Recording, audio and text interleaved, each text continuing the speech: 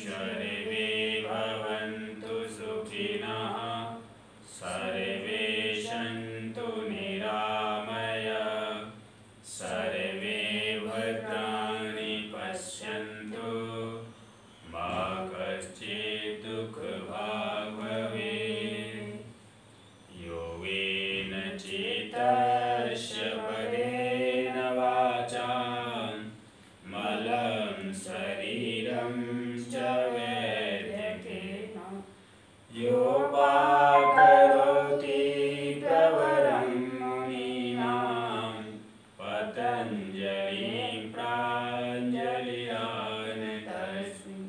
ॐ असतो मा सद्गमय तमसो मा ज्योतिर्गमय मृत्योर्मामृतम्।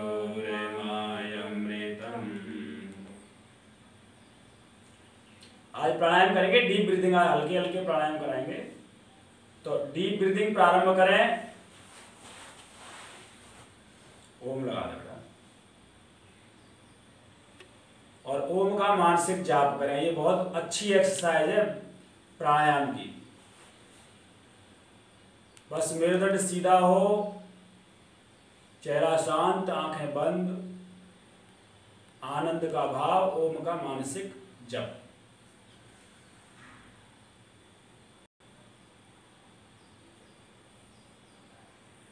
धीरे धीरे गहरी सांस भरनी है और धीरे धीरे ही खाली करना है। कर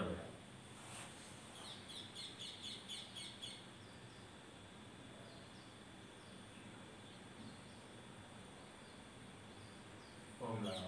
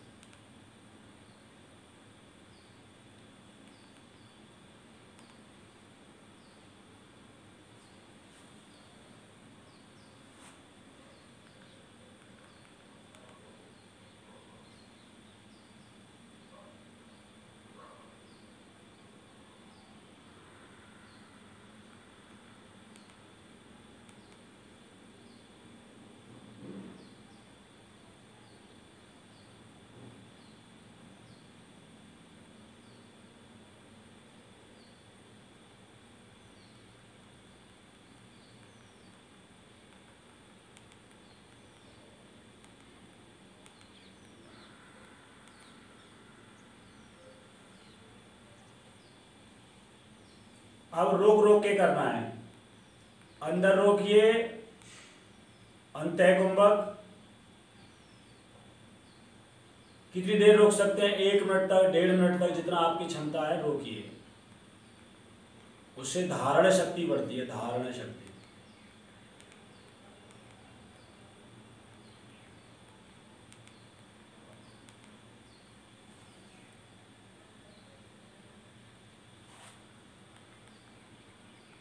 और खाली करके बाहर रोकें।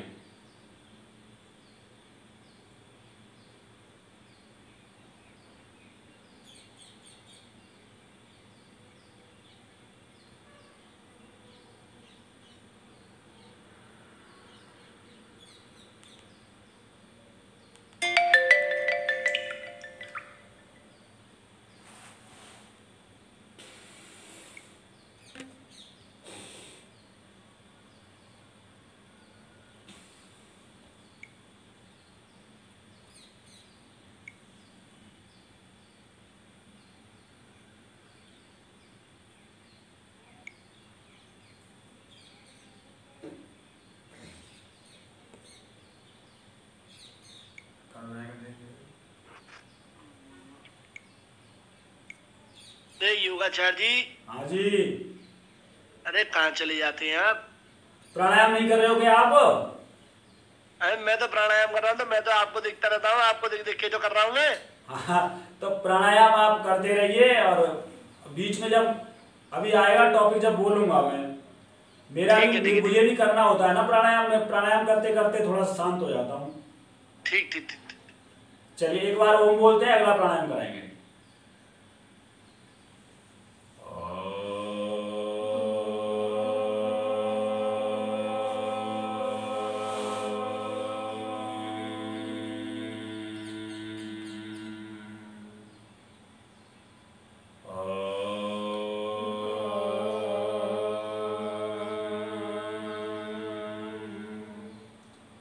अनुलोम विलोम प्राणायाम करेंगे और मैं एक योग का सूत्र बताऊंगा, उसे आप सुनते रहेंगे। आंखें बंद रखें और सुने ध्यान से। क्या है?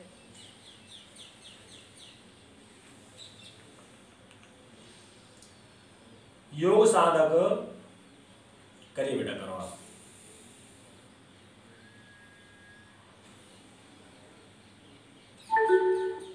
कुछ मत लगाओ। योग साधक साधना करते करते उसके विचार आते हैं कि भाई ये संसार किस लिए है, मुझे कैसे बरतना चाहिए, और इस संसार से मुझे दुख सुख क्यों अनुभूत होते हैं। तो इसका समाधान करने के लिए भगवान पतंजलि जी ने एक सूत्र दिया है, आप उसको सुने और प्राणायाम करते रहें। वो सूत्र यह है, उससे पहले प्रकरण समझाना पड़ेगा कि इस संसार की दो अनादि वस्तुएं हैं, एक दृष्टा और दृश्य। दृष्टा तो कहते हैं आत्मा को, चेतन तत्व को, और दृश्य कहते हैं जड़ तत्व को, इस सृष्टि को जो दिखाई दे रहा है हमको आंखों से, वो है दृश्य। तो इस दृश्य की परिभाषा उन्होंने दी है कि दृश्य क्यों होता है, ये संसार क्यों है हमारे लिए, भाई हम क्यों इसमें आते हैं, क्यों जाते हैं, कारण क्या है हमारा। तो इसका समाधान दिया है महर्षि ने।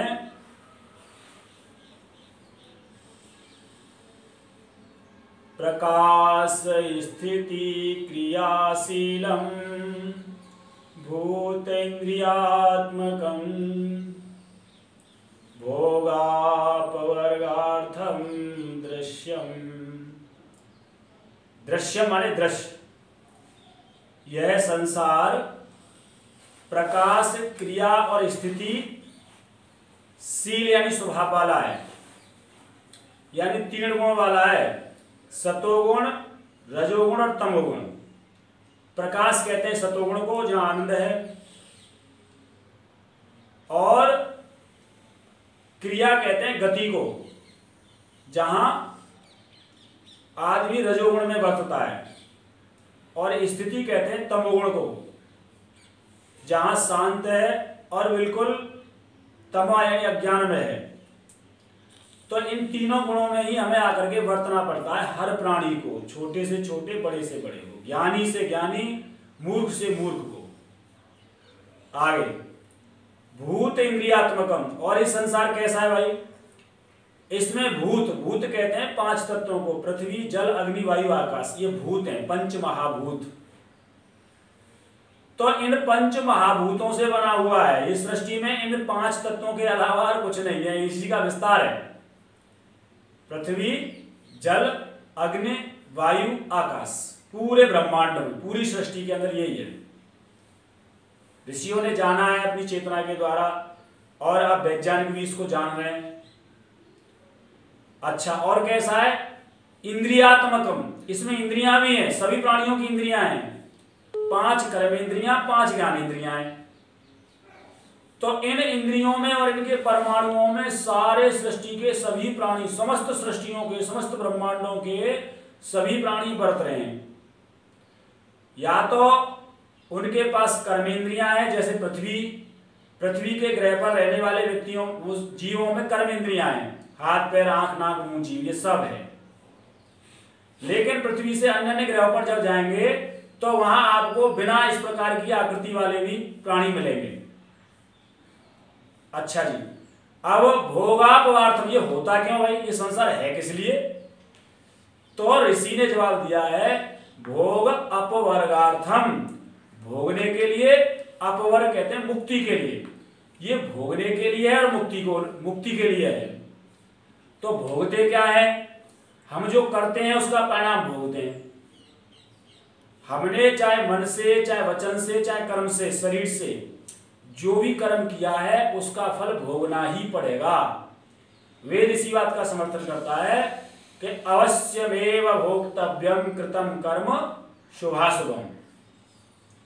हमें अपने किए हुए कर्मों का फल अवश्य भोगना पड़ेगा। अच्छा, भोग अपवर्ग। अच्छा, भोग तो लिया, फिर हमें क्या करना है? आपको अपवर्ग करना है, आपको मुक्त भी होना है। इस संसार में से मुक्त नहीं होगे और दूसरी वृत्तियों में फंसोगे तो फिर आपको अन्य जीव जंतुओं के रूप में आना पड़ेगा। अब मनुष्य के रूप में आ गए हम लोग, अगर हम इसका ठीक से प्रयोग नहीं करते हैं, साधन नहीं करते हैं, तो हमको अन्य प्राणियों के रूप में आना पड़ेगा। जब तक मुक्त नहीं होंगे तब तक आपको आना जाना पड़ेगा यहाँ, चाहे काउ रूप में आओ। तो अपवर्ग, अब अपवर्ग के लिए हैं हम यहाँ। मनुष्य तो सभी अपवर्ग के लिए हैं, लेकिन वो मनुष्य की अपनी विचारे की। चलिए आप प्राणायाम, अगला प्राणायाम कर लेते हैं। बताऊंगा, पूरा बता दूंगा। भाई साहब। हाँ जी। आपको थोड़ा डिस्टर्ब करूंगा, क्षमा चाहूंगा जी। 2 प्रश्न है। हाँ जी। एक तो अनुलोम विलोम आप करा रहे हैं, इससे संबंधित। हाँ। बीपी हाई और लो वाले, हाँ जी, वो किस स्वर से लें और किस स्वर से निकालें? हाँ जी, ठीक है। देखिए, हमें बाएं से शुरू करना चाहिए। पहले दाएं नोस्ट्रिल को बंद कर लें और धीरे धीरे, लो और हाई वाले दोनों का इलाज है। और वास्तव में बीपी का इलाज इससे होता है, नर्वस सिस्टम का इलाज इससे होता है, लेकिन बहुत धैर्य के साथ धीरे धीरे प्रशिक्षक की मदद से। आपने सही प्रश्न किया है। तो आप पहले बाएं नोस्ट्रिल से शुरू करेंगे, दाएं को बंद करके, और बिल्कुल धीरे धीरे, जैसे चैंटी चलती है वैसे ही आप ध्यान के साथ उसको करेंगे। जब पूरा भर लेंगे तो थोड़ी देर आप रुकेंगे, चाहे 3 सेकंड रुकें ऊपर जाके, और फिर उसको आप दाएं नोस्ट्रिल से बाहर निकालेंगे और धीरे धीरे निकालेंगे, पूरा निकालेंगे। ऐसा आकुंचन होता है, आपको बिल्कुल हमारी रीढ़ की हड्डी के अंतिम सिरे तक, बिल्कुल नीचे तक आकुंचन हो जाता है, यानी संकोच हो जाता है। संकोच और विकास पूरे शरीर के साथ होता है। अच्छा, फिर जब हमने ग्रहण कर लिया उसको, वो दाएं से बाहर निकाल दिया, तो फिर हम दाएं से ही लेंगे दोबारा। बाएं को बंद रखेंगे, दाएं से ले लेंगे, धीरे धीरे लेंगे। जितना धीरे धीरे लेंगे उतना ही फायदा होगा, ये पक्का है।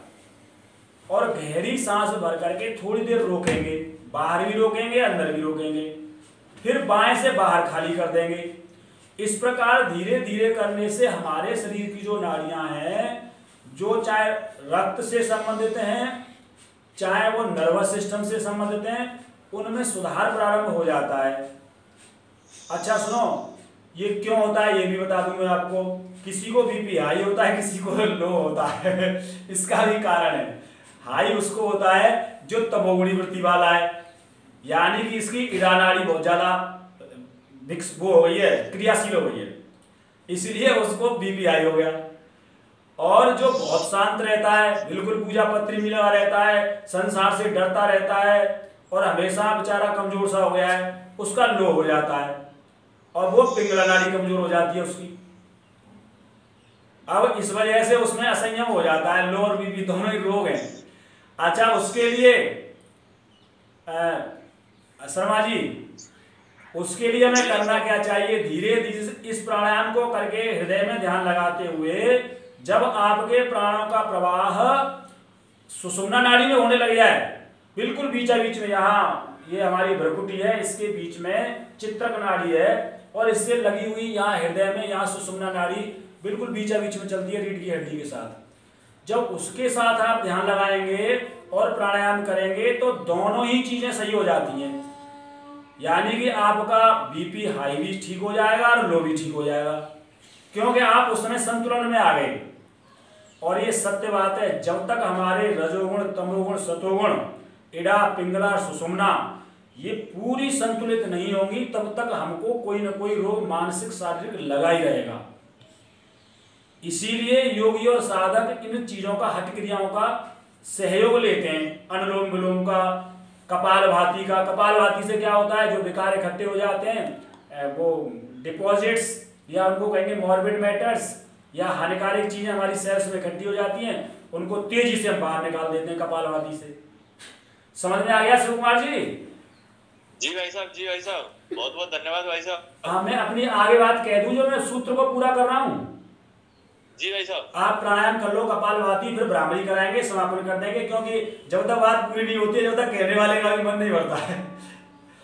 तो भोग अपवर्गार्थम, लास्ट बात रह गई है। ये संसार भोग के लिए है, आपको खूब अच्छा भोग, भोग का मतलब सम्यक भोग करना चाहिए, जैसी हमारी सामर्थ्य है उस हिसाब से हमको संसार में बरतना चाहिए, ये भोग है। इसका मतलब ये नहीं है कि हमको कोई गलत सलत कामों में करो, ये सब करो, कुछ नहीं। संसार में बरतना ही भोग है। अब बरत रहे, अब इससे मुक्त भी होना है आपको, क्योंकि हम मनुष्य हैं, नहीं तो दोबारा आना पड़ेगा। तो अपवर्ग के लिए क्या करते हैं? अपवर्ग के लिए हम अपने अंदर, जैसे गीता जी में कहा गया है कि हमें पुरुषार्थों को सिद्ध करना पड़ता है, धर्म अर्थ काम और मोक्ष। इन पुरुषार्थों को सिद्ध करके और हमें धर्म में बरतना पड़ता है, हमें कार्य भी, यज्ञ भी करने पड़ते हैं, परोपकार करना पड़ता है, संयम रखना पड़ता है, बहुत सारी चीजें करनी पड़ती हैं। तब हम जाकर के हमें आत्मा का ज्ञान हो जाता है, परमात्मा का ज्ञान हो जाता है, और हम संसार से फिर मुक्त हो जाते हैं। हमारी वृत्तियां बिल्कुल समाप्त हो जाती हैं कि यार मैं जिस चीज के लिए इस मनुष्य शरीर में आया था वो तो मेरा पूरा हो गया, अब मैं नहीं आऊंगा, अब मुझे जरूरत ही नहीं है संसार में आने की, क्योंकि मेरी कोई इच्छा ही नहीं रही, मेरी कोई वासना ही नहीं रही, मुझे तो ईश्वर के साथ मिलना है। इस प्रकार से उसका चित्त कैसा हो जाता है? उसका चित्त ईश्वर में लय हो जाता है। इनको बोलते हैं चित्त लय योगी। भगवान राम और कृष्ण इसी प्रकार के योगी थे। उनकी केवल एक वासना थी कि यार संसार में जो बहुत ज्यादा अत्याचार अनाचार हो रहे हैं उनको नष्ट करने के लिए मुझे जाना चाहिए। तो ब्रह्मा जी ने, यानी परमपिता परमात्मा ने उनको जन्म दे करके भेजा कि भाई आप जाओ, आपको रावण को और रावण के जो कार्य चल रहे हैं आजकल, जो उसका अनाचार चल रहा है उसको नष्ट करना है, और श्री कृष्ण जी को भेजा कि भाई तुम्हें कंस के अत्याचारों को दूर करना है। उस समय कंस कालीन जो भी अत्याचार हुए उन सबको समन करने के लिए भगवान कृष्ण आए, और रावण कालीन जो अत्याचार हो रहे थे उनको नष्ट करने के लिए भगवान श्री राम आए। तो ये चित्तलय योगी थे, इनको भगवान का ही रूप कहेंगे हम, सीधा सीधा। चलिए मेरी बात हो गई समाप्त, अब हम प्राणायाम करेंगे। ब्राह्मणी।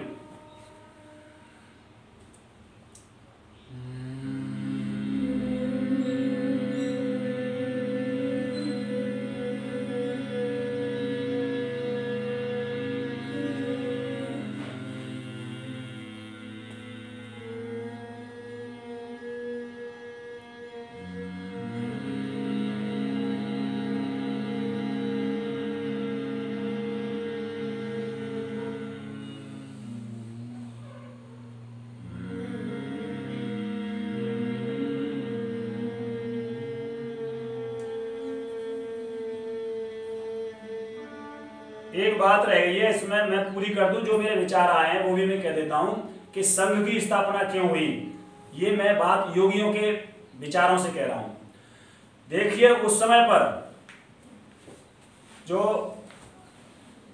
हमारे पहले सरसंघ संस्थापक हुए तो उनके मन में ये विचार आया कि भाई भारतीय संस्कृति को, सनातन संस्कृति को सुरक्षित रखने के लिए हमें इन विधर्मियों को और विधर्मियों से मुक्त करने के लिए जो हमारे देश में आ गए हैं, क्योंकि राम के काल में और कृष्ण के काल में तो ये इस तरह के धर्म थे नहीं, केवल वैदिक धर्म था। तो उस समय तो व्यवस्थाएं अलग थी, दो ही प्रकार के लोग थे, या तो अच्छे थे या बुरे थे, हिंदू मुसलमान सिख ईसाई ऐसी कोई बात नहीं थी। हम केवल वैदिक धर्म ही थे। अब उनको हम हिंदू कहते हैं क्योंकि हिंदुस्तान में है, हम उसकी व्याख्या अलग से आप कर लेंगे।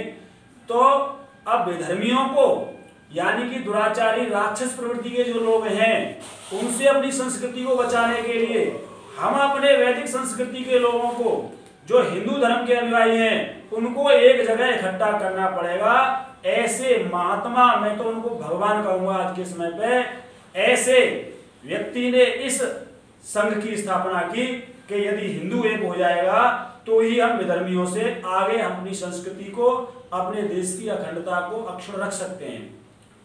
तो ऐसी स्थिति में हमको वास्तव में ही संघ से जुड़ करके हम अपने उस वैदिक सभ्यता का पूरी तरह से पालन कर रहे हैं, पुष्टि कर रहे हैं। और ये बहुत बड़ी बात है। मैं तो शब्द केवल कह रहा हूं, लेकिन आप इस सम्मान के बहुत बहुत बड़े पात्र हैं। अपनी बात को समाप्त करूंगा। बहुत बहुत धन्यवाद।